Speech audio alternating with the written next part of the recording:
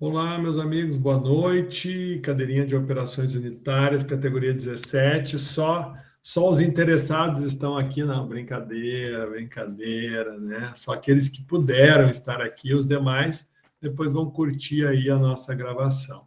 Só lembrando, o professor deu feedback para aqueles alunos que fizeram o TDE da aula 12, tá? Inclusive eu postei o gabarito lá para vocês.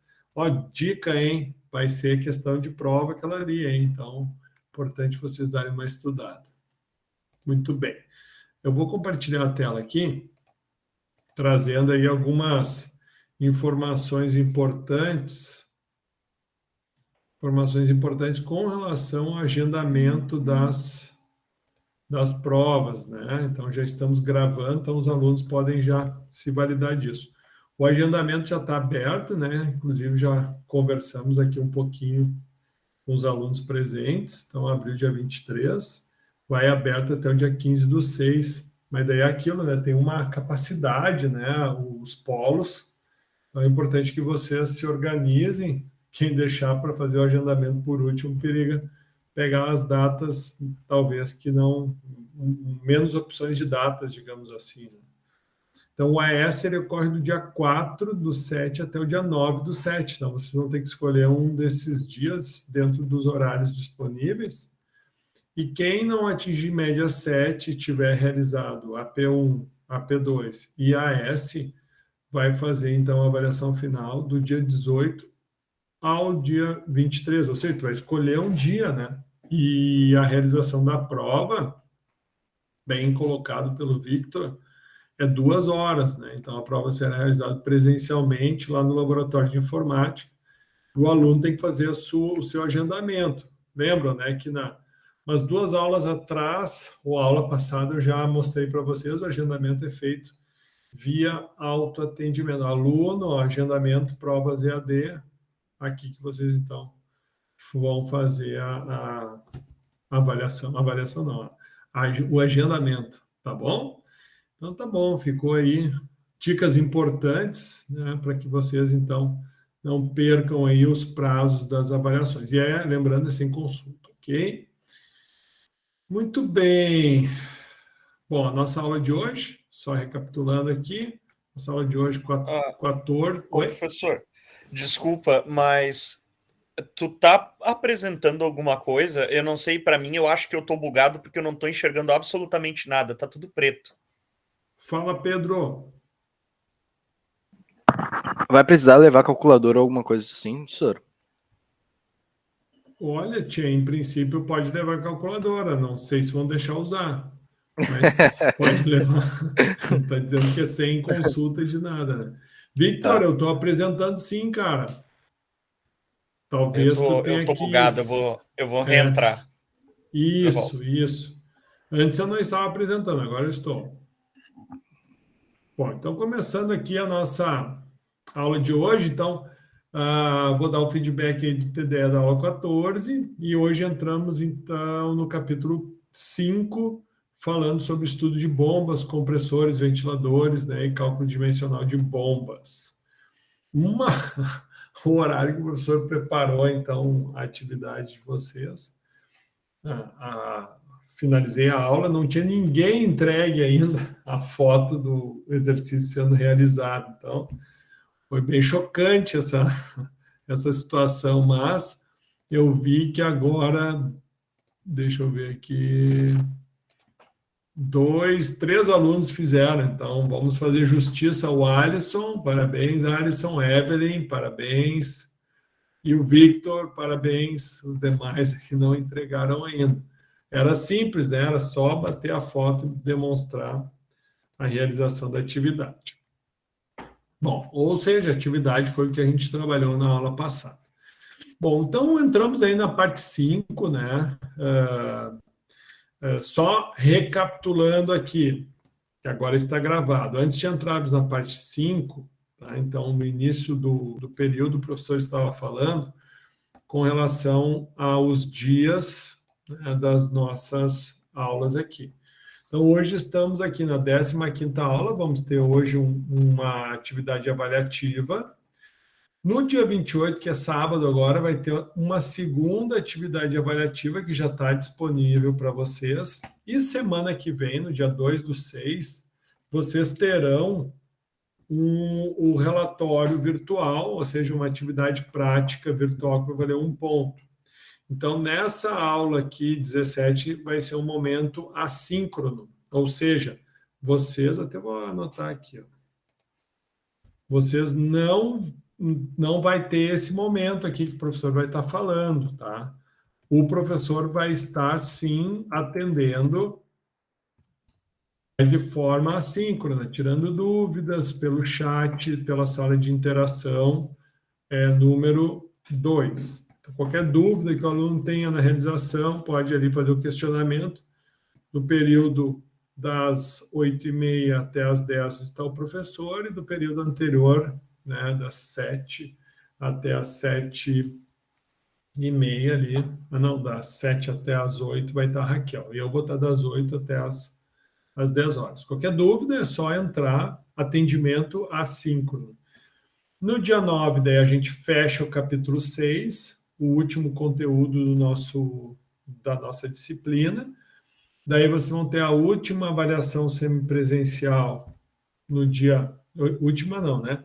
Penúltima, no dia 18/6, que daí vamos ter um feriado de Corpus Christi no dia 16, então vai ter uma semipresencial para compensar esse dia que não haverá aula.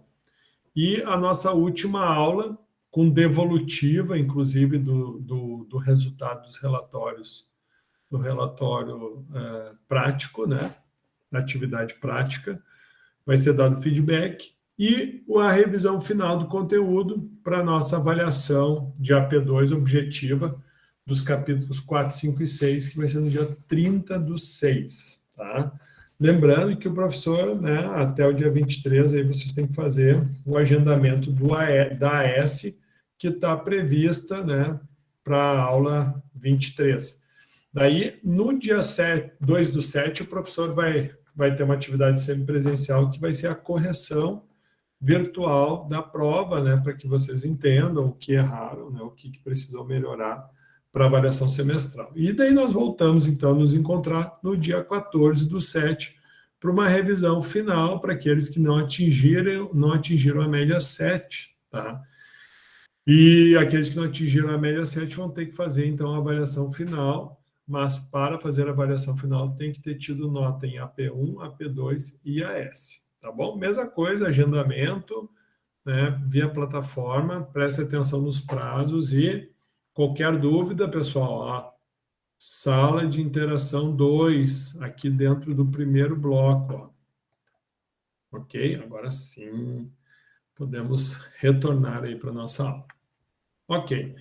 Parte 5, então, vamos lá. O professor também disponibilizou, né, material 1 sobre bombas, né, um material bem bacana que a Jacuzzi fez, bem simples, dá noções de hidráulica e dá um bom embasamento aí para o que a gente vai estar trabalhando, como uma leitura complementar, né? Às vezes só o material, às vezes não, só o material do professor, eu acredito que não seja suficiente para a vida profissional de vocês, tá? Claro, para vocês conseguirem a aprovação da disciplina mas para que vocês tenham um bom desempenho, é importante que vocês busquem um pouquinho mais de informação nesses materiais complementares que o professor coloca. Um que fala, então, sobre noções de hidráulica da Jacuzzi, que é um fabricante de bombas, filtros, muito, muito utilizado em sistemas de piscina, e mais essa outra curva de bombas, né, da Jacuzzi, que é um material, né, que a gente vai estar trabalhando aí durante a aula de hoje. Bom, então o que é uma bomba, né? O termo bomba, né? Não é um explosivo, não, né? Mas é um dispositivo fluido mecânico que fornece energia mecânica, ou seja, trabalha um fluido incompressível, tá? Que tem que ser líquido, ou seja. Então, na realidade, uma bomba converte a energia elétrica que ela recebe em energia mecânica, trabalho que vai fazer com que, então, esse fluido se desloque, né? Então, a bomba é aplicada, então, para transporte de fluidos. Ela é uma máquina, então, geratriz que recebe energia e cede parte na forma de pressão e ou energia cinética, tá?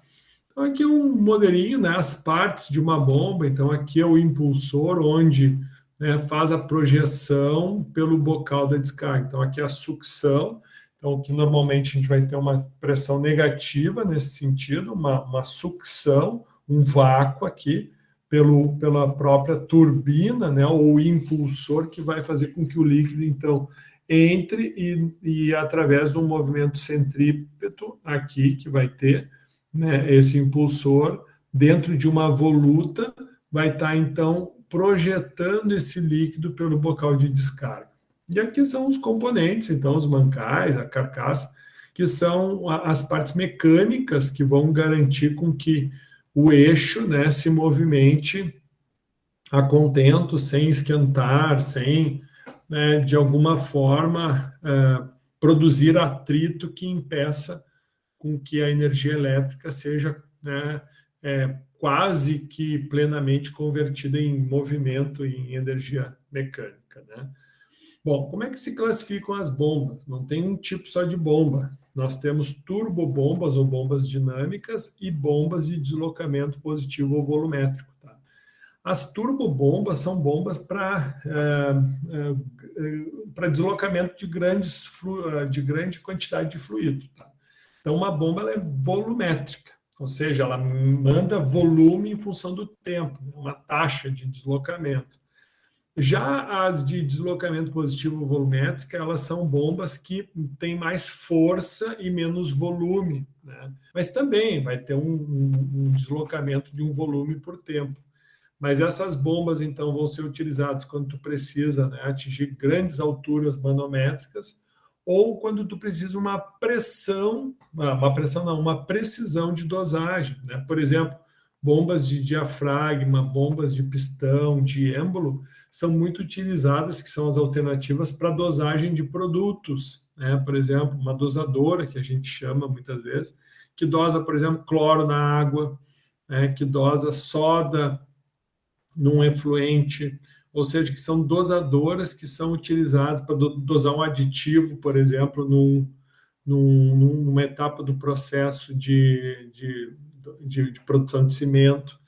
E já as bombas rotativas são bombas que têm um deslocamento positivo, de tal forma que elas têm tanta força que elas podem, né, por uma obstrução na tubulação, elas podem romper essa tubulação, mas elas têm por elas terem muita força, elas conseguem inclusive deslocar fluidos, né, fluidos do tipo muito viscosos, né, semelhantes a lodos, né? Então, principalmente as de parafuso, elas têm essa capacidade, então elas vão ser chamadas de bombas rotativas. E as bombas mais comuns que a gente vê aí são bombas centrífugas, né? Que elas podem ser radiais ou tipo Francis.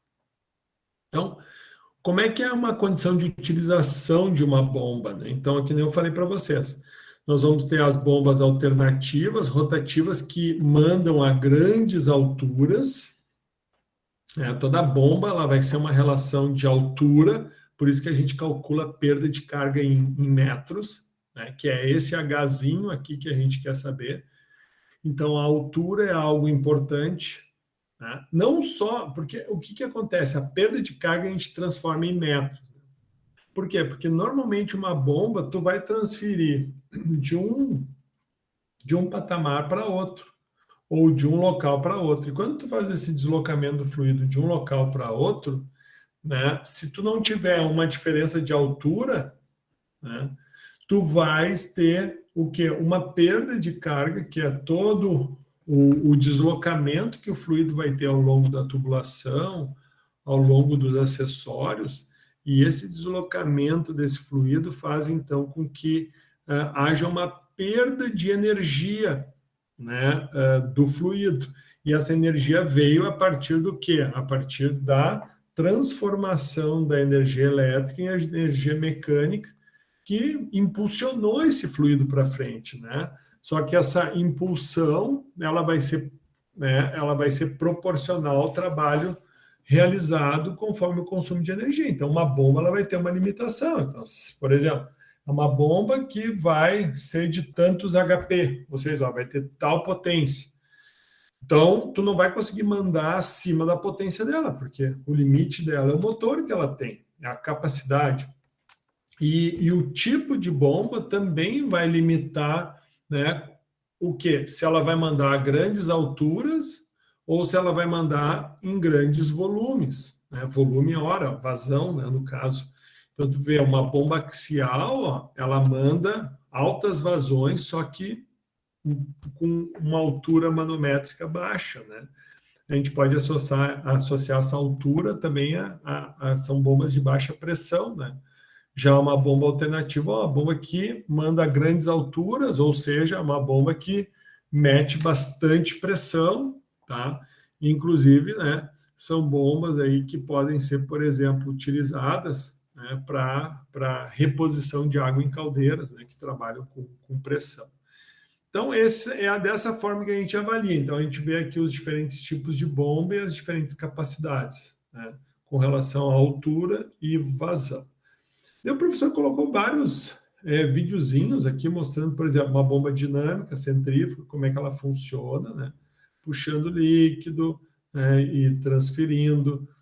Uma bomba de deslocamento positivo, ou uma bomba alternativa de pistão, mesma coisa, como é que funciona o pistão, né? O líquido subindo, né? O líquido é comprimido aqui, ele é descarregado, depois o mesmo pistão que descarrega, ele também promove a sucção do líquido, mas ele é um fluxo não contínuo, é um fluxo alternado, por isso que ela é chamada, então, de alternativa.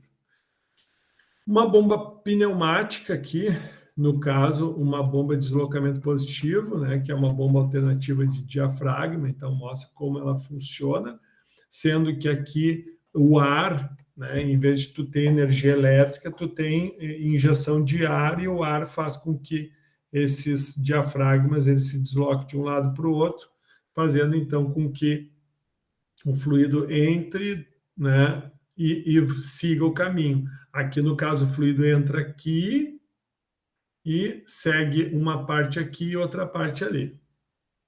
Bombas de deslocamento positivo, rotativas, por exemplo, de engrenagem, então como é que funciona.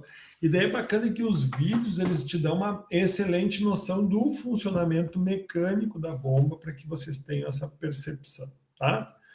Bom, apresentando as bombas é isso, tá? Então, basicamente, a gente tem aqueles tipos de bomba e o professor colocou vídeo dos principais tipos.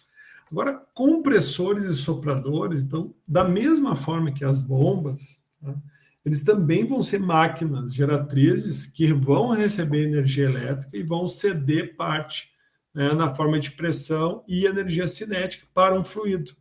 A diferença é que compressores e sopradores vão deslocar fluido gasoso, ou seja, fluido compressível. As bombas, fluido incompressível.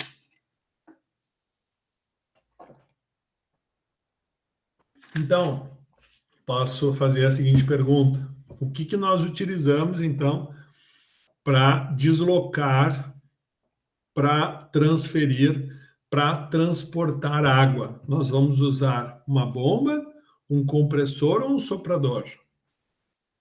Uma bomba. Uma bomba. Isso, mas eu não teve um detalhe. Você não me perguntar qual temperatura, né? Porque se a água estiver a 150 graus. Aí não é líquido, é vapor. Então tu vai usar um compressor. É isso aí, ou um soprador, vai depender da aplicação que eu vou dar para esse vapor, tá? Mas a moral é essa, que vocês percebam que bombas, então, é para fluidos líquidos, compressores e sopradores, então, para fluidos gasosos. Tá? Aqui eu trago uma menção, né, da diferença entre ventiladores, sopradores, que eles têm a ver com a capacidade de compressão. Então, ventilador, eles têm um aumento insignificante na pressão. Tá? E ventilador, sim, a gente associa um ventilador propriamente esse que a gente usa em casa, né, para nos refrescar no verão, tá? mas ele também tem um uso industrial, né? Seja para resfriamento, né, de um processo, seja para resfriamento da água numa torre de resfriamento, né, uma torre de refrigeração de água. Então, usam ventiladores, um condensador evaporativo usa ventiladores. Já um soprador, ele tem já uma capacidade de aumentar um pouquinho a pressão, já é 0,3 atm. O ventilador praticamente zero, né? O compressor até 0,3. E o compressor, não, desculpa, o soprador. Já os compressores, daí ele vai a pressões, né, de milhares de atmosfera. Então, tudo vai depender do tipo de compressor, que não é um tipo só. Da mesma forma que as bombas, eles também têm diferentes tipos. Mas, basicamente, então, um compressor centrífugo, ele suga o fluido, né, muito parecido com uma bomba, vejam bem, e ele vai comprimir isso, né, fazendo com que ocorra, então, essa descarga do fluido. Aqui a gente vê um compressor alternativo de pistão, da mesma forma, fluido gasoso, só que pistonado, tá? Aqui a gente vê um compressor alternativo do tipo diafragma, então o fluido ele vem, né, o diafragma para cima e para baixo, então ele puxa e manda sucessivamente. Aqui um rotativo de paleta, né, então o fluido ele entra e se vocês olharem, ó, ele vai sofrendo uma redução do volume até que ele vai ser expulso, né, com uma boa redução. Então, essa redução de ar, de volume aqui, vai promovendo a compressão. Então, se vocês olharem, ele admitiu o fluido aqui, ó. Daí, esse é o primeiro momento. Aqui vai ser o segundo momento. Isso aqui é dinâmico, isso aqui está girando, né? Então, ó, aqui vai diminuindo o espaço, vai diminuindo, até que ele vai ser expulso nesse momento e o ciclo começa de novo. Como é que a gente classifica, então, os compressores? Da mesma forma que as bombas. Então, vamos ter dinâmicos e turbocompressores, que podem ser centrífugos, axiais ou mistos, de deslocamento positivo ou volumétrico, que pode ser tanto os alternativos quanto os rotativos, tá? Bom, quais são as condições de operação? Semelhante à bomba também, né? Só que aqui a gente, em vez de trabalhar em altura, a gente vai trabalhar com ΔP, tá? Ou seja, diferença de pressão. Lembrando, pessoal, que essa diferença de pressão, ela digamos assim, é a carga, né? Ou a gente pode chamar também, lembre-se que a perda de carga, se a gente dividir, né, pelo peso específico do fluido, a gente consegue transformar, né, essa pressão aí em metros, tá? Mas quando a gente fala de gases, né, a gente não associa a metros, mas sim a pressão. Então, aqui o que é comum é ΔP de pressão. Então, a gente vê os ventiladores, né, baixas pressões e grandes volumes de ar, né, os compressores axiais, né, um grande volume de ar também, e pressões, né, daí tem vários tipos, né, os compressores alternativos, grandes pressões e vazões, né, nem tão grandes, e aqui mais ou menos a gente vê os tipos conforme os quadradinhos. Então, por exemplo, se tu quiseres olhar o ventilador axial, ele seria mais ou menos nesse enquadramento. Claro, professor, mas isso por que é tão variado assim? Porque vai depender da potência do motor, do tamanho, né, dos componentes, da carcaça, para que se tenha a vazão e as pressões adequadas.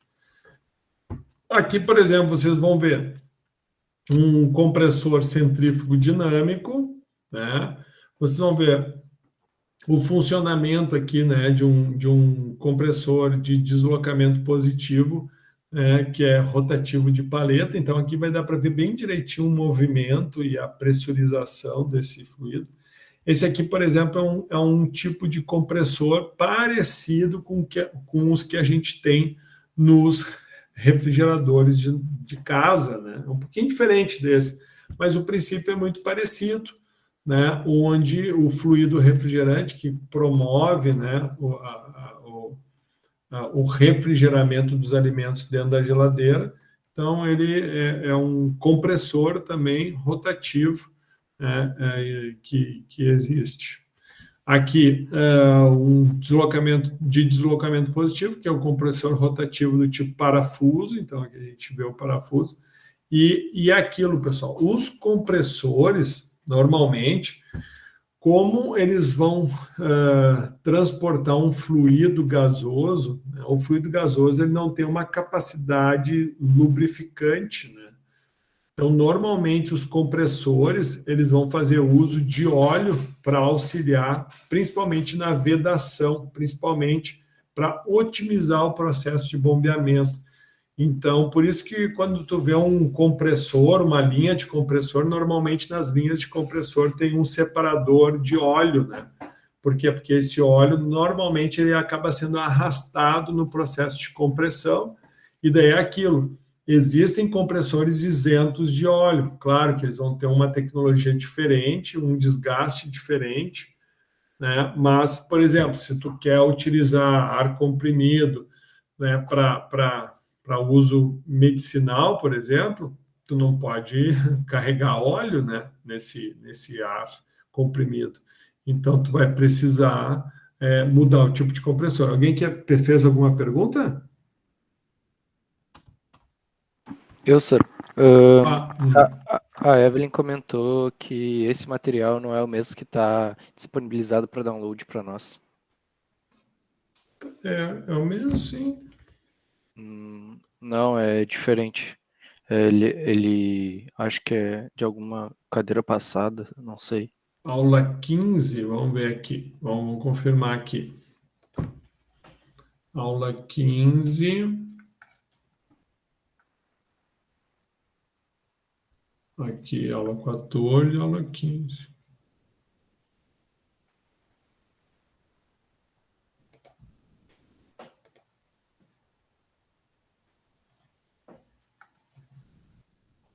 É verdade, veio errado para cá.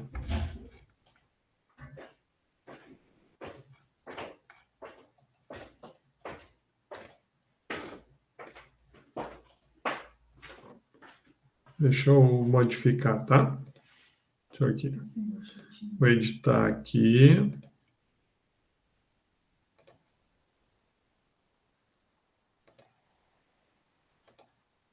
Salvar como. Vamos ver aqui.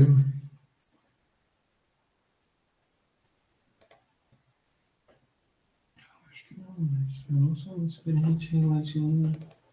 Aqui. Parece. Achou? Eu gostei bastante. Tá, mas não é OP, né? Não, é OP, sim.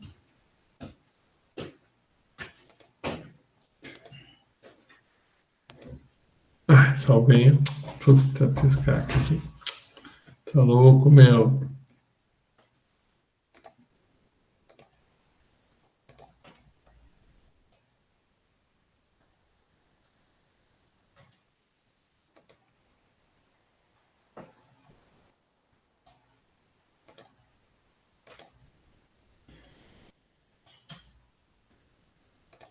Tá, deixa eu confirmar agora. Aula 15, acho que não é. Peraí, vou ter que fechar aqui.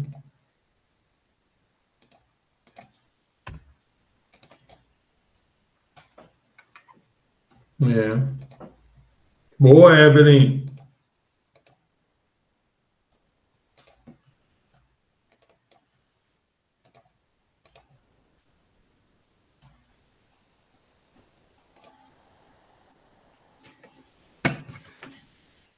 Eu tinha postado a aula errada, eu tinha postado a próxima, deixa eu ver aqui. 17, 16.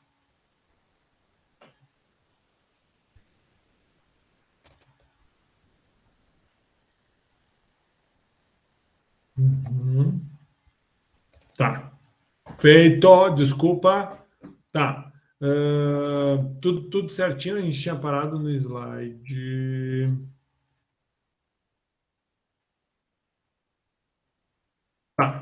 Ok, agora tudo certinho aí, Evelyn, Pedro, vejam aí Sim, já consegui fazer o download. Tá, deu certo. Obrigada. Agora então. Valeu. Aham. Certinho, Eu senhor. peço Valeu. desculpas aí. Bom, então agora a gente vai chegar na definição da altura de projeto, tá? Então, como é que a gente faz isso? Vejam, pessoal, lembra que vocês já tinham aprendido, né, a fazer o cálculo de perda de carga. A única coisa que a gente vai associar agora é que para nós definirmos, né, a altura, né, que a bomba precisa enviar, nós vamos ter que associar que o trabalho agregado vai ser igual, então, à energia final do fluido aqui, menos a energia inicial dele, mais a energia de atrito, ou seja, as perdas que a gente vai ter. Então, a gente chega, né, na equação de Bernoulli, tá, onde a gente tem a altura, 1, né, nós temos aqui a pressão de sucção, o ρ do material, gravidade, a velocidade de sucção ao quadrado dividido por 2g, menos o HL. O que vai ser o HL, pessoal? A perda de carga da sucção. Aqui nós temos o trabalho da bomba. Aqui nós vamos ter, então, a altura de descarga, a pressão com que o fluido vai ter que chegar aqui, dividido por ρ vezes gravidade, mais a velocidade com que esse fluido vai se deslocar nessa tubulação, 2 vezes a gravidade, mais a perda de carga referente a esse trecho da tubulação. Então, pergunto para vocês, lembram como é que a gente faz perda de carga em tubulações? A gente trabalhou isso na aula passada e no trimestre passado. Então, a gente trabalhou 2 aulas seguidas, perda de carga.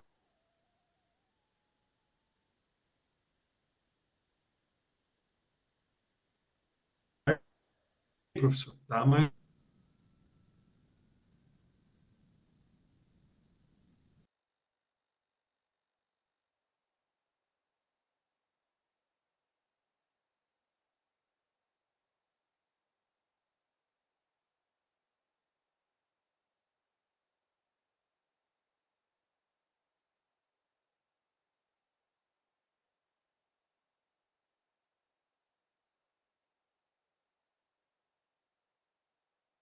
sim, disponibilizar, né, como resposta para o dimensionamento de tal bomba. Deixa eu ver. Alguém pediu para entrar? Oi? Vocês estão me ouvindo aí? Tinha caído, Soro. Logo depois tu tinha dito que É, a gente tinha viu caído. isso depois de 2 aulas, caiu e a gente não viu mais nada. Tá. Agora vocês estão me ouvindo bem. Sim? Sim. Aham. Tinha parado aqui, então, antes. Isso, aham. Tá. Isso aí. Então, nas últimas 2 aulas, a gente trabalhou perda de carga, ok? E se você ficou com alguma dúvida, dá uma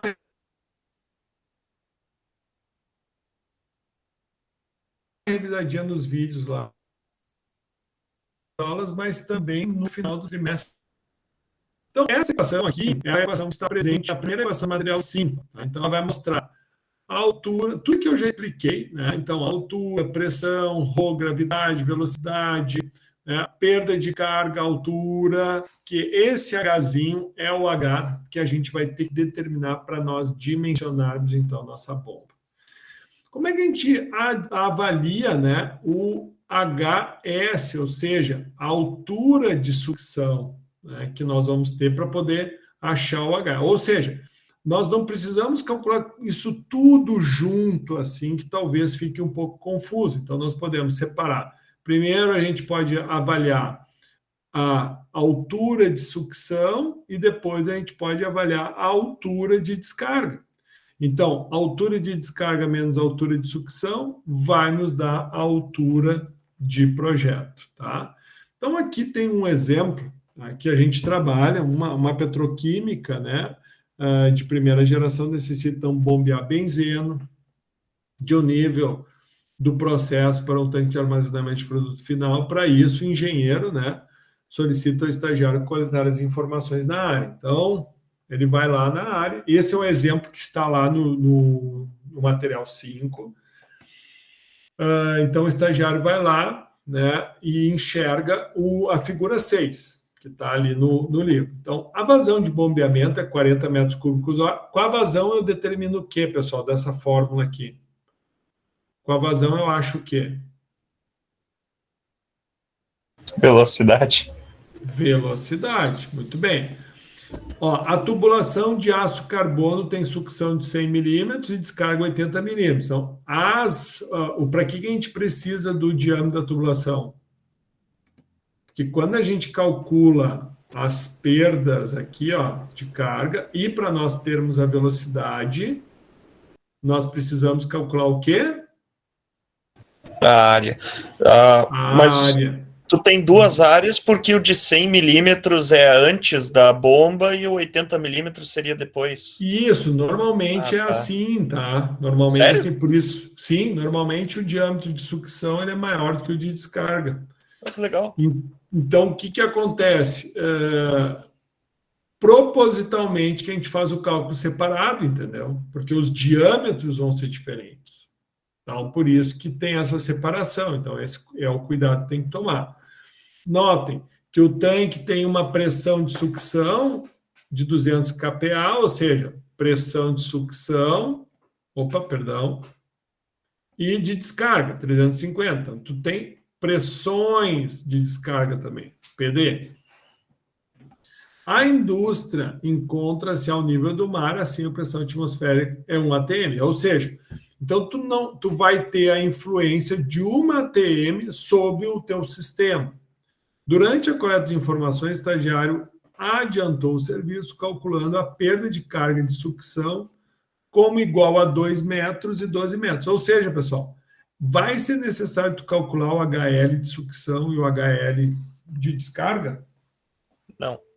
Eu já dei, entendeu? Aqui é só botar os valores aqui. Então, viu, o estagiário foi legal com a gente, ele já calculou, né? O estagiário não é só para carregar cafezinho, né? Ele já trabalhou.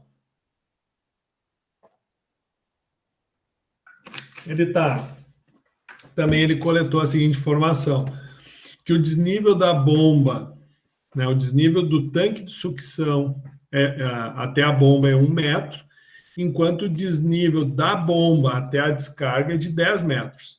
Então, o benzeno vai apresentar uma massa específica de 865 kg por metro cúbico, que é, né, equivalente ao Rho que a gente precisa, tá?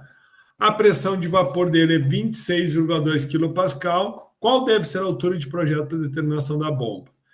Então, o autoestudo que vocês vão fazer é aplicar o arquivo que está lá, né, exemplo 1, parte 5, tá? Aqui eu vou demonstrar para vocês o passo a passo do cálculo que está disponível no livro do Cremasco. Deixa eu ver, ó, capítulo 3 do Cremasco. Então, como é que funciona? Tu tens todos os dados, ó. 1 metro, a bomba manda para 3 metros acima, tu tem, ó, uma perda de carga aqui, né? Aqui tu tem outra perda, porque aqui é outro exercício, tá, pessoal? Notem, o professor deu um exemplo aqui, e aqui eu estou mostrando como que você vai fazer aquele exemplo lá, mas a linha de raciocínio é muito semelhante. O que eu mudei foi as perdas de carga e outras informações, aqui como pressão atmosférica e coisas desse tipo, porque aqui a gente vai ter outras informações nesse exercício. Então, para calcular o HD e o HS, então precisamos de PD, tá aqui, ó, PD. O Rho, nós temos que é 865, a gravidade nós temos. Qual é o ZD? ZD. E o HL já está, né, o HL de descarga, e mesma dinâmica aqui para nós calcularmos o HS, só substituindo os valores.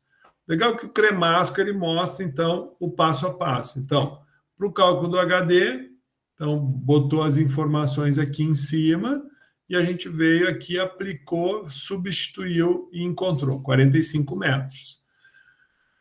Para a sucção, mesma coisa, colocou as informações, 24,5. Então, a altura do projeto, que é uma informação que a gente precisa para determinar a bomba, então vai ser a altura de descarga menos a altura de sucção, que vai dar 20,55. Bom, agora para nós descobrirmos o valor da potência consumida pela bomba, nós precisamos então saber que a potência consumida é igual à potência útil dividido pelo rendimento.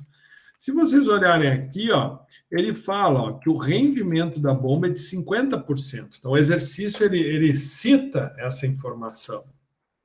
Então, o primeiro dado, antes de tu obter a potência consumida, o rendimento tu tem, só que tu precisa calcular a potência útil. Então, a potência útil vai ser ρ vezes gravidade, vezes a vazão, vezes o H que tu achou aqui. Então, tu vai substituir os 850, 9,8, tu vai transformar essa vazão em metros cúbicos hora para metro cúbico por segundo. Por quê? Porque tu vai obter um dado em watts. Né? Watts vai ser o quê? Né? Vai ser a nossa potência, que vai nos dar uma unidade de sob segundos. Ciclos da potência vão ser em segundos. E aqui foi a conversão, então, de watts para HP. Então, como o rendimento foi? Porque para o cálculo da potência consumida, né, normalmente as bombas, pode comprar bomba em watts, tá? Lembrando que watts é joule por segundo, certo, pessoal? Então, tu não é comum, tá, tu comprar em watts a bomba. Normalmente a bomba está ou em HP, que é horsepower, ou ela vai estar em CV, que é cavalo-vapor, tá? Tem uma pequena diferencinha, tá? Mas o HP é muito parecido com o CV. Então, essas são as informações que a gente tem de mercado. Tu vai pedir, eu preciso de uma bomba de 2.000 watts. Os vendedores vão se olhar, watts. Aí tu vai ter que converter watts para HP. Tá? Então, é bem simples, né? Aqui, se vocês, né? Mas como é que eu faço isso? Aqui, ó. Então, aqui, ó, watts, ó, 1 joule segundo em watts, por exemplo, né? Então, ó, 1 joule segundo em watts, então nós temos que 1 joule por segundo equivale a 1 watt, certo? Então, por isso que a gente teve que transformar para segundos, né, a vazão. Agora, a gente quer, então, watts para HP.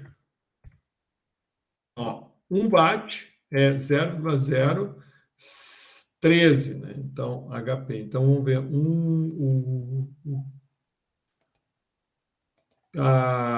Agora, vamos fazer de HP para CV. É praticamente a mesma coisa. 1 HP é 1,0138 CV, certo? Então, um valor muito, muito próximo. Bom, então, calculamos aqui a potência consumida. Claro que a nível de consumo de energia elétrica, tu veja, a potência útil foi de 2,6, ou seja, a potência necessária para te poder mandar o fluido para frente foi 2,6 HP. Porém, como o rendimento da bomba é 50%, isso quer dizer que tu vai ter que gastar o dobro de energia para poder mandar na altura necessária de projeto, certo? Então, é exatamente isso que mostra esse cálculo. Claro que para te poder, então, transformar essa potência consumida em energia elétrica, tu vai ter que ver quantas horas o equipamento vai funcionar para te transformar esse dado aqui em quilowatts-hora, tá? Então, aqui tu tem uma potência HP, tu vai passar para watts, né? E daí tu vai converter para quilowatts-hora, que é a unidade que nós temos de venda ou de unidade de medida para compra de energia elétrica. Bom, e a última informação, que era a C, que era a última pergunta, que é o NPSH disponível pelo sistema. O que é o NPSH? As bombas, tá? As bombas, elas têm uma altura de sucção disponível ou saldo positivo de carga de sucção. Tá? A tradução é Net Positive Suction Head, ou seja, representa a condição ideal para que ocorra a sucção minimamente recomendável do líquido. Lembra que eu expliquei para vocês que lá nessa parte aqui da bomba, cria vácuo? Lembra que eu falei para vocês? Então, isso quer dizer o quê? Que se tu tiver um fluido que tem uma pressão de vapor muito alta, com essa sucção aqui, esse fluido líquido ele pode criar bolhas de vapor no meio, né, na voluta e no meio do impulsor, e essas bolhas de ar vão fazer o quê? Vão atrapalhar o fluxo do fluido. Por exemplo, quem nunca, né, teve um problema que a bomba parou de funcionar? Ou um dado muito simples, você já deve ter ouvido falar, né, os carros mais antigos ou os carros a diesel, precisa sangrar a bomba do diesel, ou precisa sangrar a bomba, ou tem que sangrar a bomba do motor, ou sangrar a bomba do poço. Vocês já ouviram falar esse termo, sim ou não? Sim, bomba de poço, sim. Que era inundar com água até não poder mais para depois fazer funcionar. Que é justamente isso, tu criar uma bolha grande o bastante, ele fica girando só ar no sistema e não passa fluxo de água. Porque o que acontece, né? O ar, por ser menos denso, ele vai ficar ocupando, ele vai ficar centralizado, aqui ele vai ficar ocupando o espaço e ele não permite a sucção do líquido, né? Porque tu vai ter umas forças centrípetas aqui, né? E daí o que acontece? Quem é mais pesado, lembra que a gente estudou lá na primeira conteúdo, né? Quando a gente falou lá de velocidade terminal, então a gente chegou a ver as bombas, as centrífugas, né?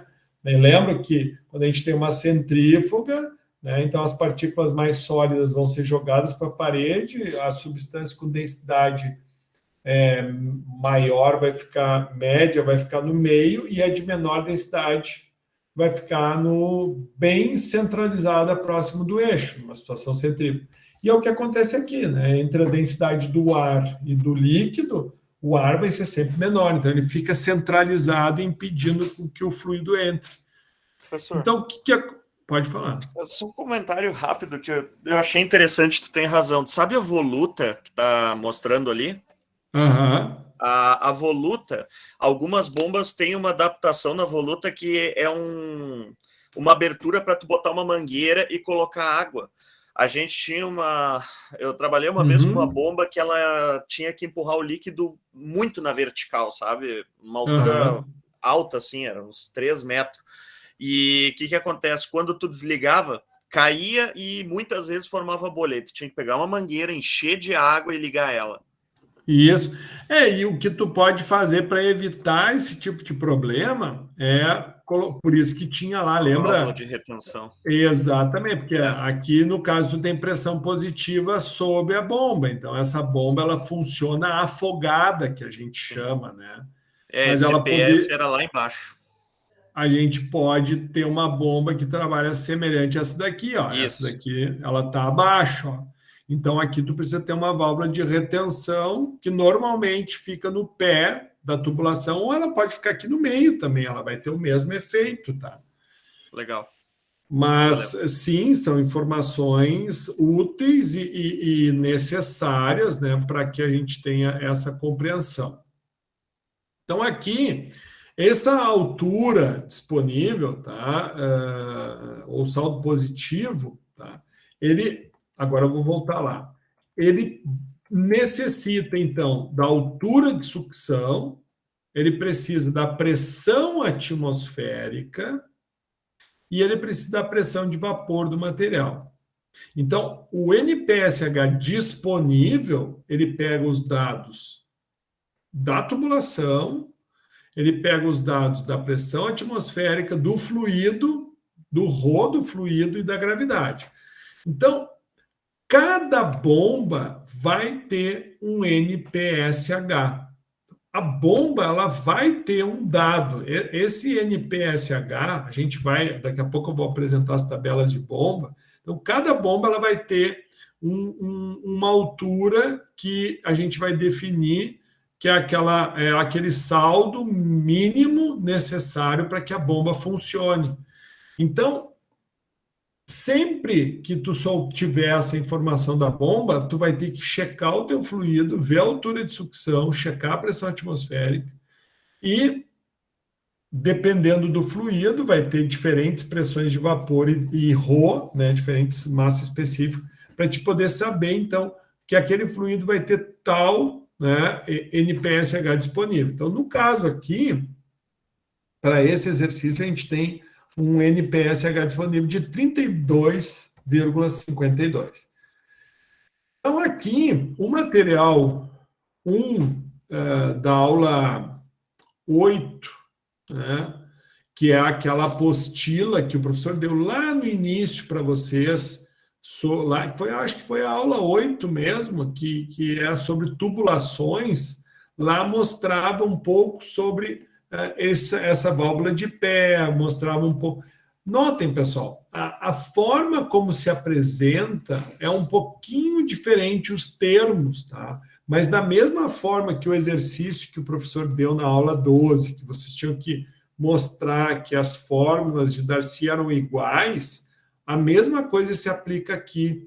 Então, depende do autor, às vezes o autor faz uma tradução e não torna ela, não nacionaliza ela, usa termos muito utilizados nos Estados Unidos, na Inglaterra, unidades, e isso às vezes acaba atrapalhando, que é muita conversão de unidade, às vezes o cara se perde, tá? Mas é exatamente esses cálculos que estão demonstrados aqui, tá? E note aqui, por exemplo, ele mostra a perda de carga, ó, em vez de HL, como a gente está usando, ele apresenta como J. Mas então tem aqui mais uma forma, mais um exemplo de como vocês podem estar exercitando e fazendo cálculos. Tá? E aqui, né, o cálculo do NPSH, e a gente sempre vai usar essa informação para comparar com a bomba. Tá? Que aqui tudo que eu falei, né, se expressa aqui. Então, assim, ó, os fabricantes de bombas, então, vão fornecer o NPSH conforme a vazão da bomba. Então, a cavitação vai se dar quando a gente tiver um NPSH disponível no sistema menor ou igual ao NPSH requerido pela bomba. Então, o disponível foi esse aqui que a gente calculou. Certo, pessoal? Esse é o que a gente calcula. E o requerido é a informação que a bomba vai dar. Então, a gente já sabe, para funcionar, então, o NPSH requerido pelo sistema, tá? Desculpa, o disponível tem que ser, então, menor ou igual do que o NPSH requerido pela bomba, certo? Então, de onde nós vamos encontrar essas características? Então, a gente já sabe como é que se calcula a altura, e vocês viram que a altura ela é dependente da perda de carga, ela é dependente de uma análise visual do sistema, né? A gente soube que a bomba ela vai ter um rendimento, esse rendimento não é 100%, isso quer dizer o quê? Tu vai precisar de uma bomba maior, com mais potência, para poder entregar o que tu precisa em termos de vazão, em termos de altura manométrica, e que, dependendo do fluido, a gente vai ter um NPSH disponível diferente, né, e que para que a bomba funcione, esse dado tem que ser menor ou igual ao que a bomba requer, tá? Que é a informação que nós dispomos aqui. Ou seja, então, é importante que vocês compreendam, né? Aqui tu tem cavitação, o funcionamento, então, o disponível vai ter que ser, então, maior do que o que a bomba te oferece, certo? Então, essa condição tu tem cavitação, que é quando cria as bolhas de ar. Agora, para funcionar a bomba, o disponível, que é o que tu calcula, tem que ser maior do que o requerido pela bomba, ok?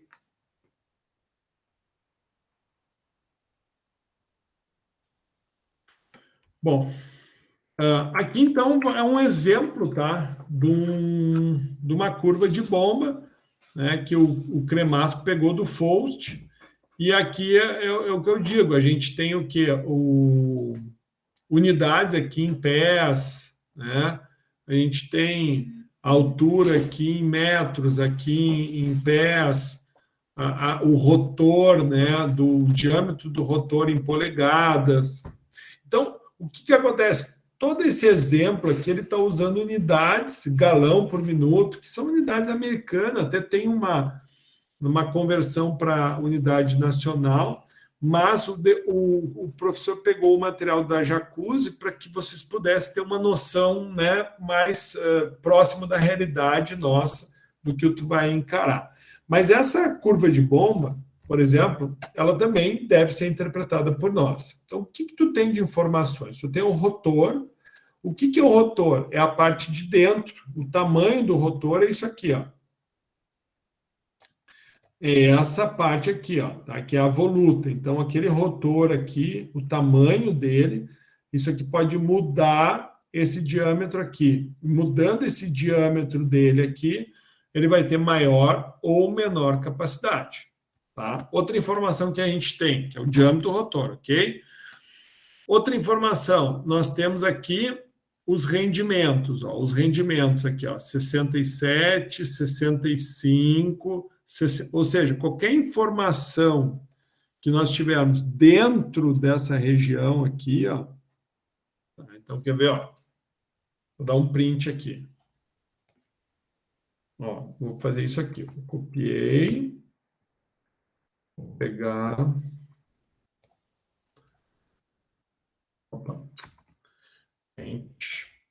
Vamos ver se o Paint vai aceitar minha figurinha. Ó. Então, por exemplo, se eu pegar aqui e vou pintar. Ó. Deu certo. Se ficar dentro dessa região aqui, por exemplo, ó, dentro dessa região, quer dizer que, em termos de rendimento, ó, aqui tu tem de 60 a 65. Então, se o teu ponto ficou nesse intervalo aqui, tu tem de 60 a 65. Agora, se ficou aqui no meio, tu tá com um rendimento de 67%. Então, pode ver, essa curva de bomba não está apresentando um rendimento superior a 67. Correto, pessoal? Correto ou não? Na verdade, tu pode explicar de novo, professor, como é que funciona o alcance disso?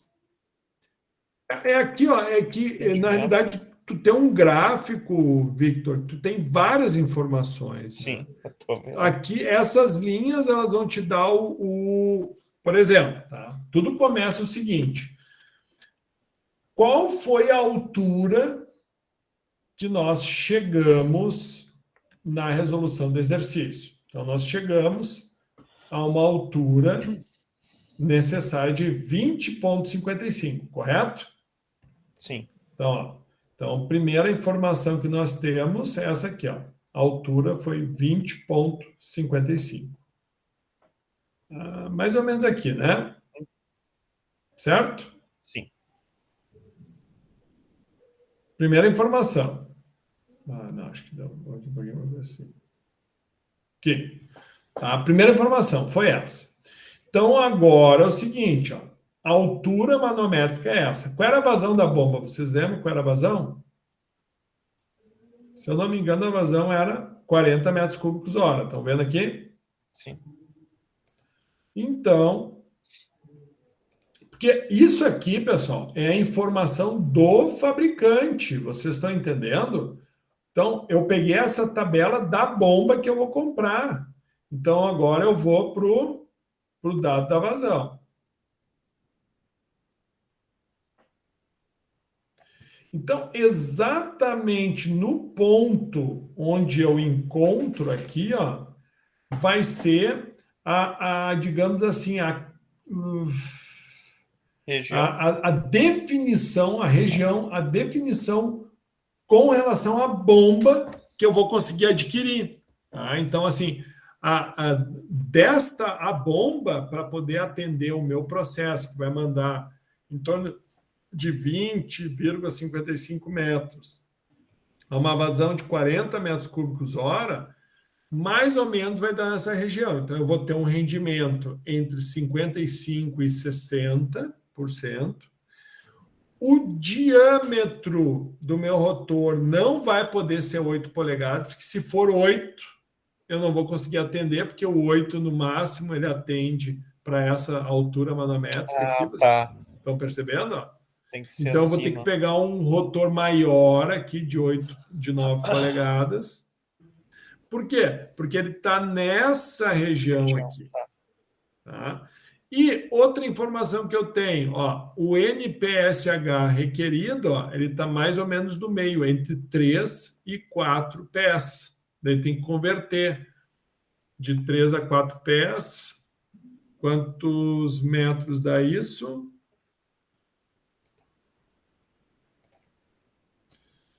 3,5 pés em metros.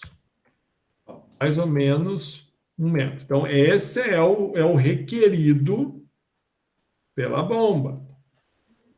Tá? Para poder atender essa especificação aqui, ok?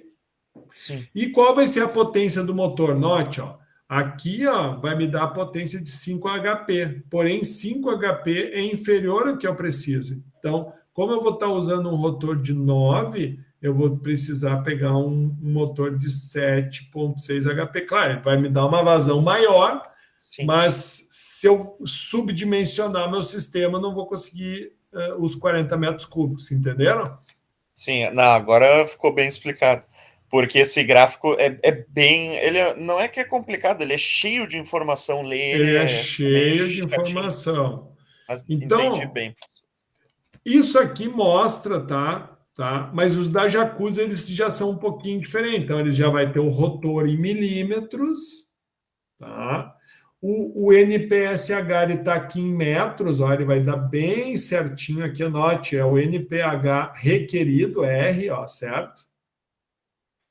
E aqui a gente tem as potências da bomba, ó. Aqui é 30, 40, 50, 60, 75 e sem CV. E note, essa bomba, o máximo que ela te dá de rendimento, digamos assim, essa bomba ela foi projetada, por exemplo, para trabalhar, ó, uma condição extrema dela. Ela foi projetada para trabalhar com mais ou menos uma altura de 65 metros aqui, ó, até menos, ó, 60 metros, com uma pressão, uma vazão de 320 metros cúbicos.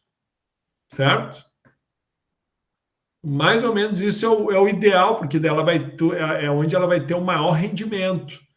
Não quer dizer que ela não possa trabalhar com uma altura manométrica de 40, só que dela vai te dar um rendimento aqui, por exemplo, de 80, 75. Quando tu diz rendimento, é a bomba transformar a energia mecânica em calor, no caso.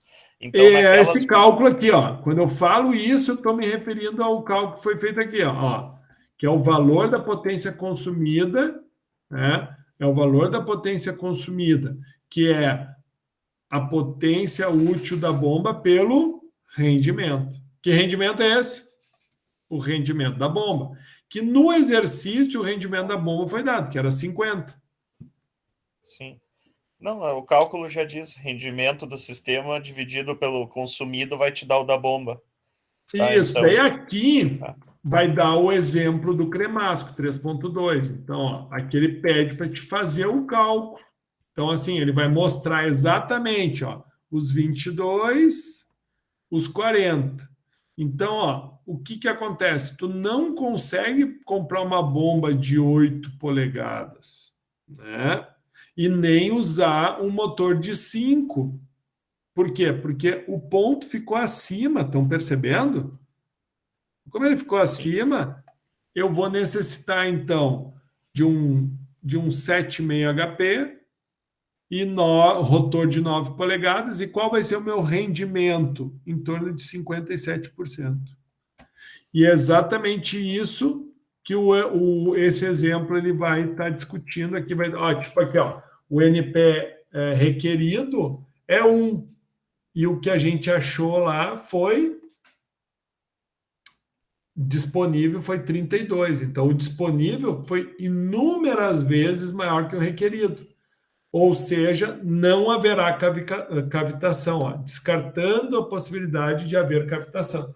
Então, essa bomba vai atender plenamente a necessidade de bombear o benzeno naquelas condições. Por quê? Porque o NPSH requerido, ele é muito pequeno perto ao disponível no campo, entenderam? Tranquilo? Sim. Tá. Então, o material da Jacuzzi é o material 2 da aula 15 aqui, ó, não é da aula 16, é da aula 15, da aula de hoje. Tá? Então, se a gente seguisse na mesma vibe do exercício que a gente acabou de fazer, ó, tipo, ó, 20, mais ou menos 20, tá? Metros e 40, tá? Que foi as informações que a gente tinha. Então, se a gente fosse usar a bomba FB3, FM3 da Jacuzzi, qual que seria o dimensionamento? Então, eu ia, para mim, atender os 20 metros de coluna d'água, aproximadamente, e os 40 metros cúbicos, eu teria, então, uma bomba mais ou menos nessa condição aqui, que é em torno de 75, é aqui no meio, né? Então, 75 praticamente dá para dizer, não dá para dizer que deu 74 aqui, né? Ficou bem, bem certinho, né? Vamos botar 75 aqui, acho que fica melhor.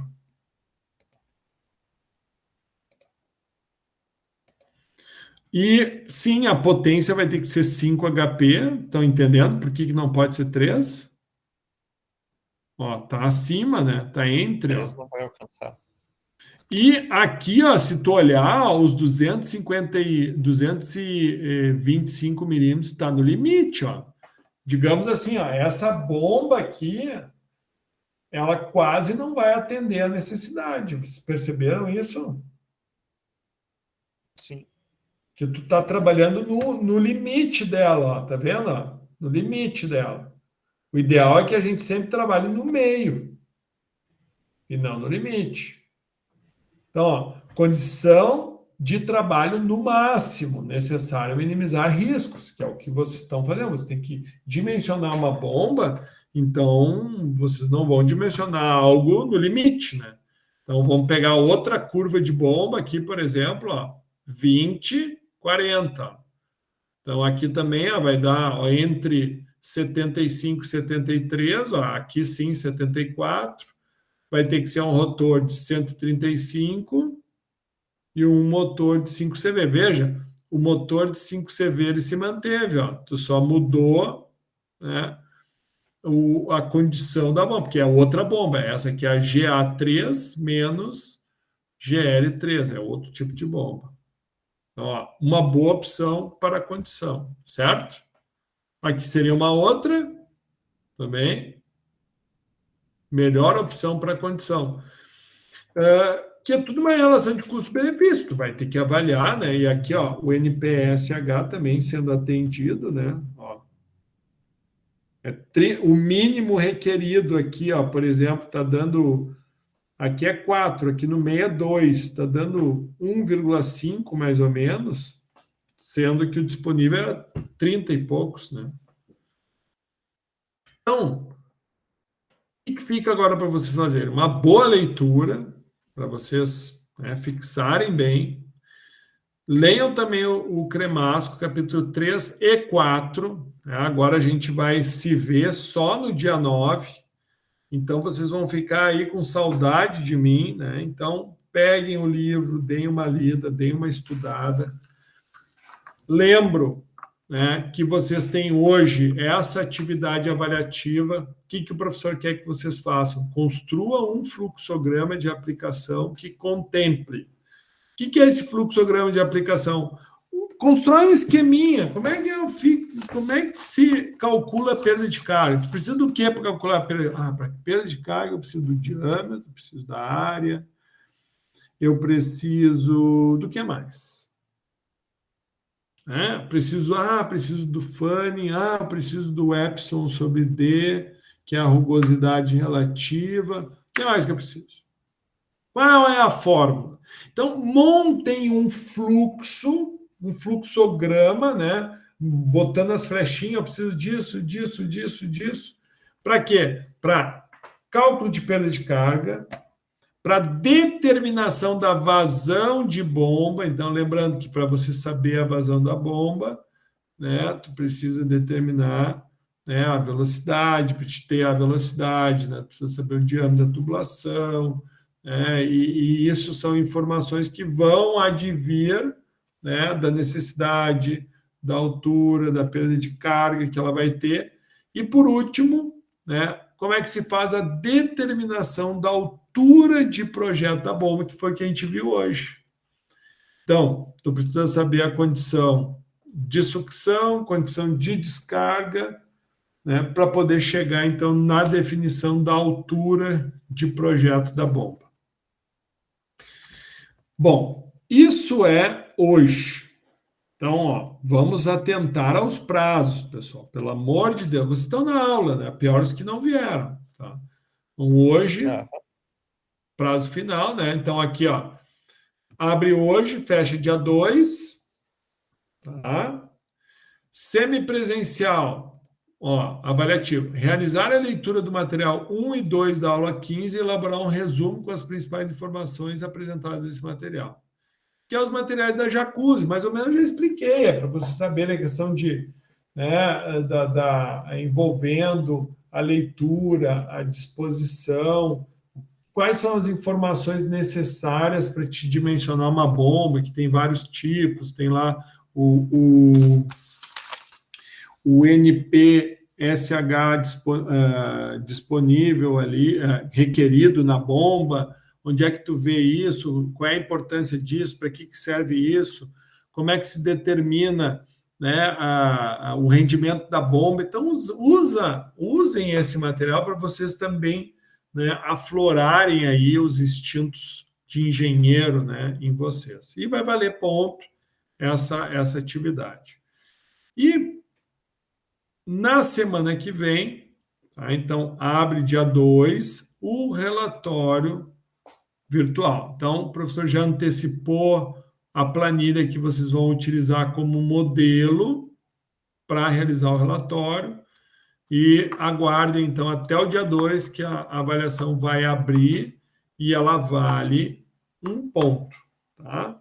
Lembrando que qualquer dúvida, vocês têm a sala de interação 2 para tirar dúvidas.